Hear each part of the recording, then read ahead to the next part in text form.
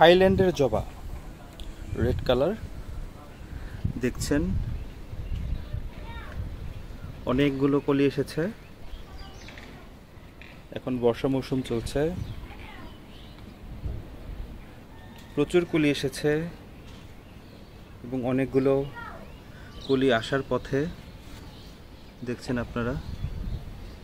এগুলো সব কলি আসার পথে রয়েছে এবং এগুলো কলি চলে এসেছে, অথবা কাল পরশু ফুল ফুটবে। দেখুন, গাছটি আমি কাটিং করে দিয়েছিলাম, দেখা যায় কিনা জানি না। এখানে ভিতরে কাটিং করে দিয়েছি, দেন গাছটি বেশ ঝাপালো হয়েছে, প্রচুর কলিও এসেছে কাটিং করে দেওয়ার জন্য, অনেক শাখা পোশাখা বেরিয়েছে।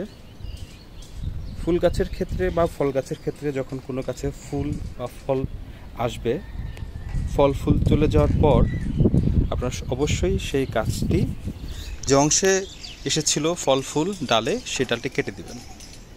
তাহলে কি হবে, নতুন করে যে ডাল গজাবে সেই ডালে আবার ফল এবং ফুল আসবে। জবা ফুল থাইল্যান্ডের ফুল ফোটার পর আমি আপনাদেরকে ফুল দেখাবো আরেকটি ভিডিওর মাধ্যমে। আশা করি একসাথে অনেকগুলো ফুল ফুটবে।